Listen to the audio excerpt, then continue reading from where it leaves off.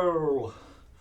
This is the first lecture in statistics. You're seeing a visual face from me here, just so I can introduce. What you will see for most of my lectures as we do mathematical things is I can go to a browser, I can go to a virtual blackboard here, which let me make sure this is pointing to the right thing.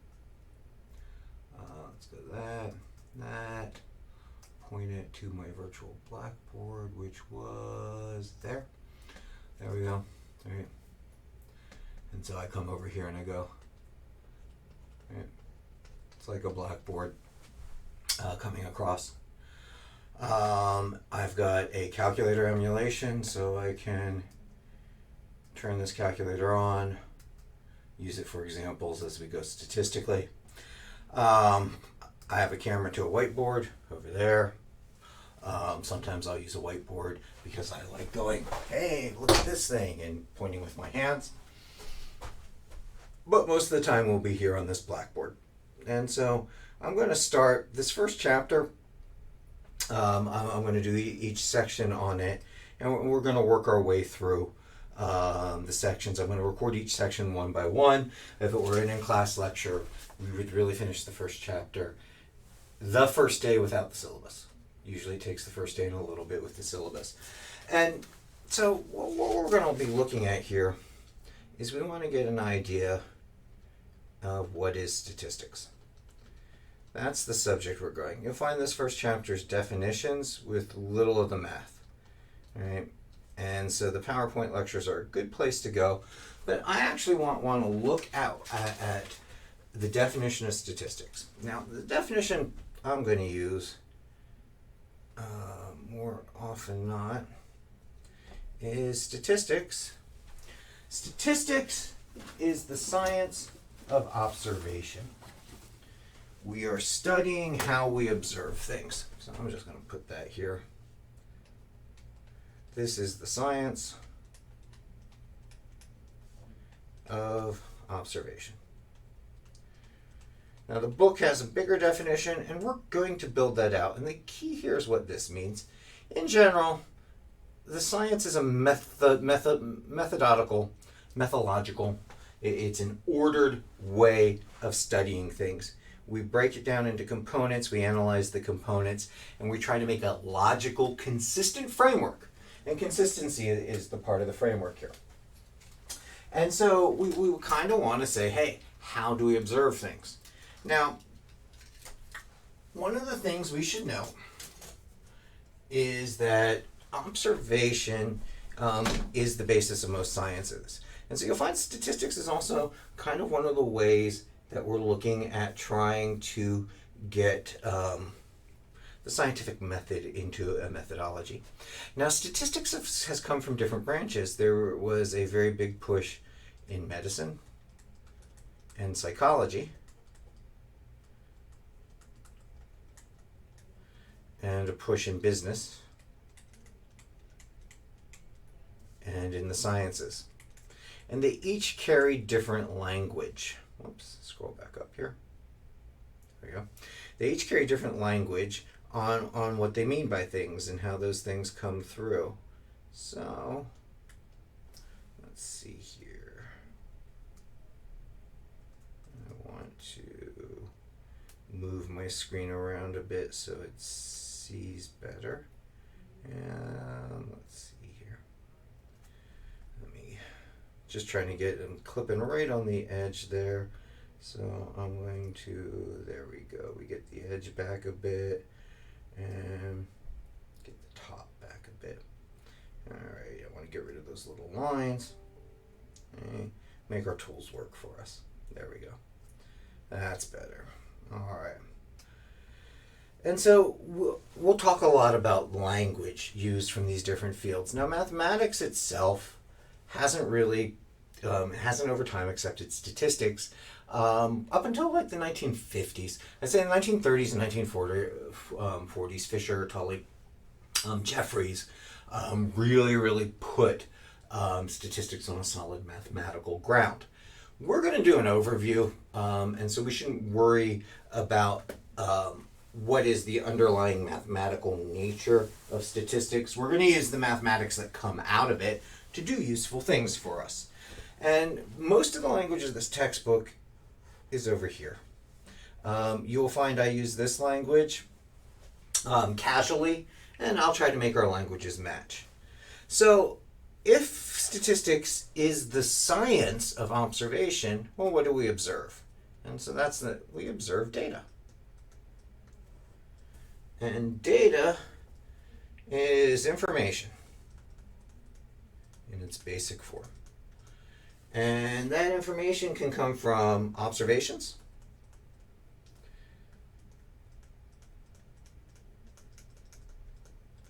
it can come from counting things, and it can come from measurements, where I get some type of measuring device and I measure something, and it can come from surveys, responses to surveys. There are different ways of getting information. And so we want all of those ways of information to be recorded. Now again, I have lecture notes up there. The book gives lots of good examples. In this lecture talk, I'm going to minimize the examples on the definitions, focus on the definitions, and let you use the definitions to kind of pull your way through the homework.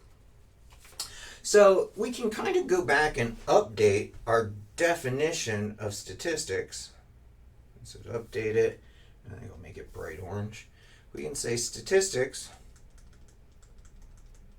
and this is the book's definition, is the science of collecting, organizing,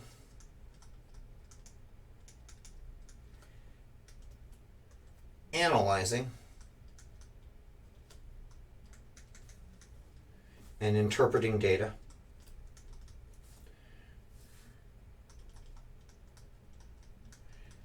And I would stop my definition there, but they add at the end, in order to make decisions. And that's kind of one of the givens. Science was developed to make predictions of the future, right?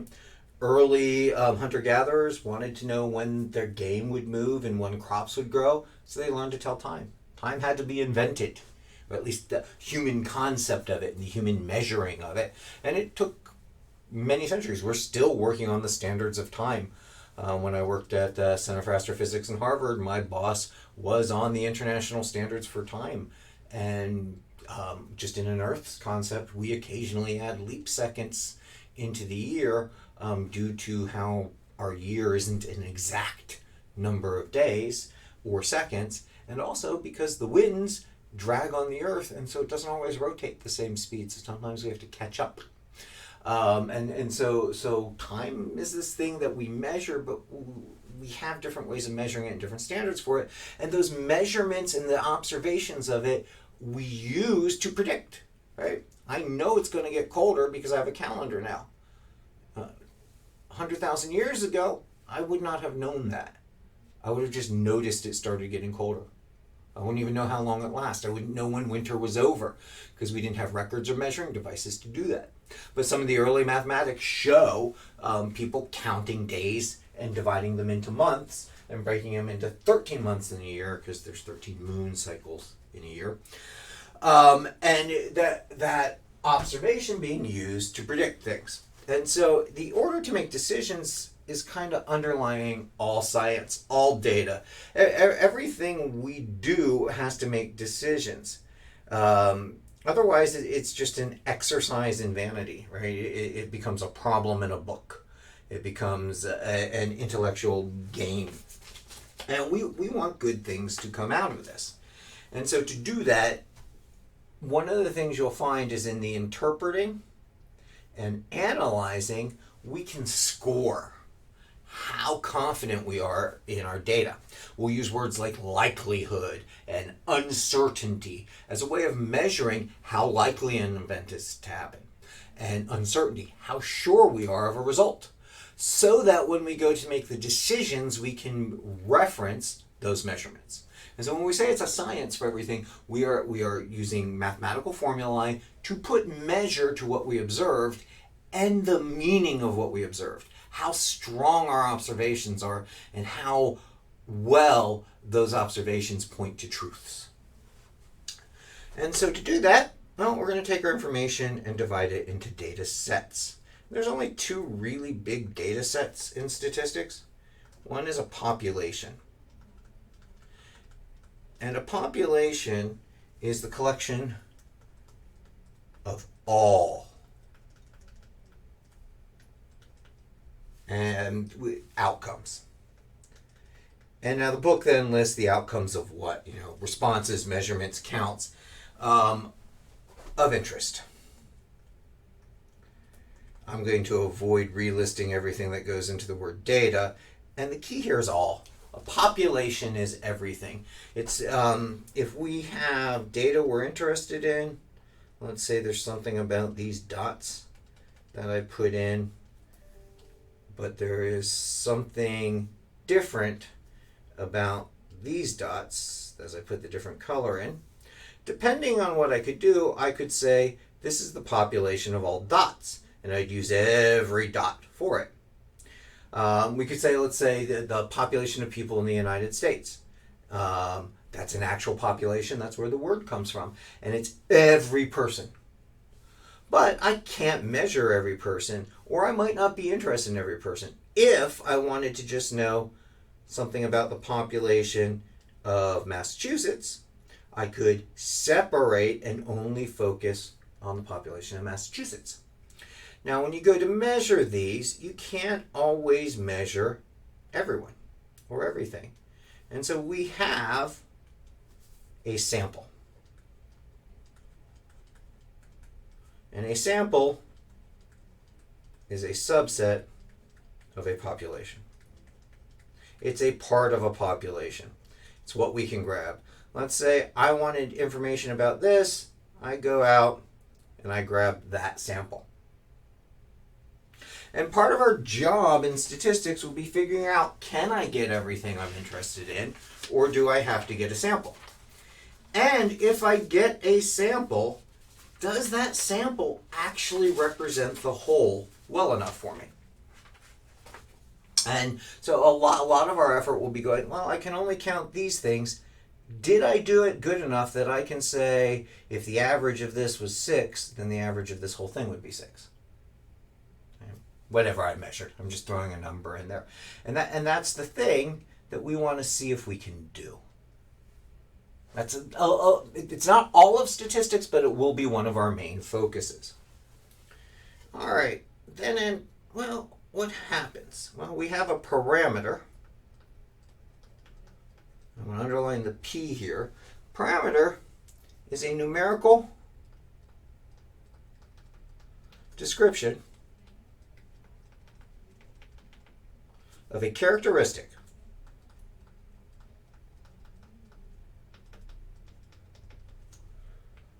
of a population.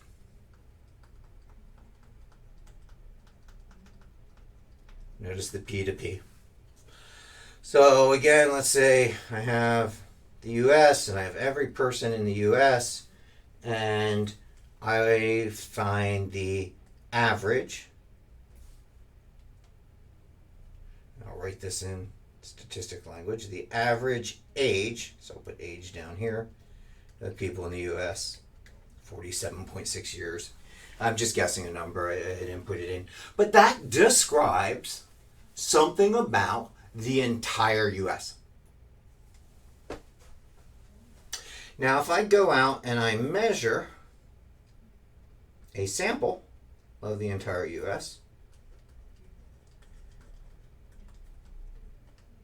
a sample has a thing called a statistic. And a statistic is a numerical description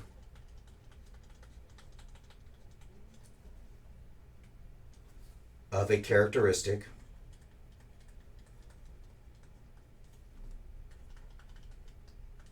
of a sample. Notice the first letters on these two. This was not done on purpose, I believe. I just think this it makes this easy to remember. So if I do this sample here, I might find that the average age in my sample is 48.3. Right? These usually aren't the same, but we'll have some measure on how we relate them. Now notice something here, and this is going to happen in a lot of our equations. For things when we talk about the population formulas,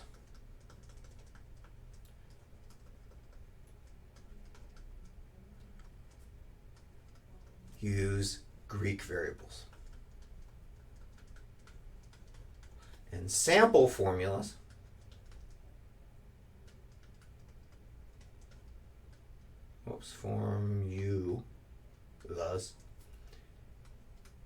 use the Roman alphabet.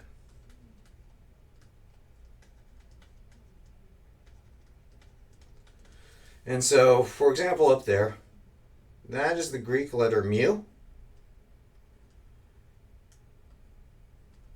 And that's used for the mean, which is the same thing as the average. Now, I will introduce these letters as going through, but you should probably look at the Greek letters and put a name to them. Call them things. Don't just call them a squiggle or that weird looking thing. When your brain first reads these things, it will sometimes jump if it doesn't have a name for them. So when I study mathematics or anything, when I see a new symbol, I look up its name. So when I see it, I can call it. I will do both. I will sometimes say, now let me put the Roman. For the Roman, we use x bar for average or mean. And we'll use the variable x a lot. And so in a population, my formula for calculating the mean is the sum, and we'll get more into the symbol. This is the sum of every x divided by the number of things in the population. Don't worry about the formula per se. I'm just showing why we use these different letters. And so there's my population mean. My sample mean is the sum of everything I measured divided by the number of things in the sample. And the big difference is number of things in a population, because it has everything, gets a capital M. Because we only have some in a sample, we get a lowercase n. But we'll have a tendency to use Greek versus Roman. Another thing we'll measure is the standard deviation, and Greek has sigma. That's a lowercase sigma for standard deviation. In sample, we'll just use an S. And that way we know what we're talking about. And that comes about when we look at these two distinct data sets. All right, and the last thing that we want to do is statistics itself kind of has two branches. One is descriptive statistics.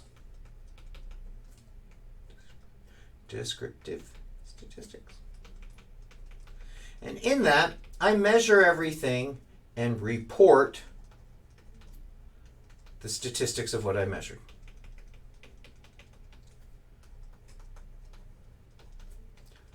Let's say, I grab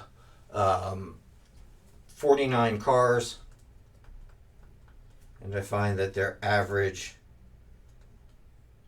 weight is 2 tons. That's a descriptive statistic. Now, we can also have inferential statistics.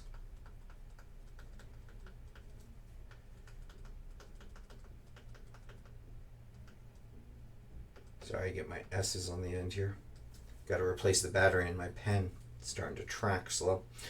I could take this data and say, hey, I did 49 cars. They were randomly sampled. The average was 2 tons. So I could say all, I'll even say compact cars. All compact cars have an average weight of 2 tons. And I am inferring from this sample something about the overall population. And that's the job of inferential statistics. Now, we won't report it like this. We will have error in here, and we'll have certainties. And we'll usually end up with a range. It'll be probably like plus or minus, 0.05 tons, right? Plus or minus half a ton. Some way of saying what the range is. But those are the two major realms of statistics. And this kind of covers section 1.1 in the book. We'll get some of the examples of identifying these things, and a lot of the problems we'll be looking at these definitions and how we use them.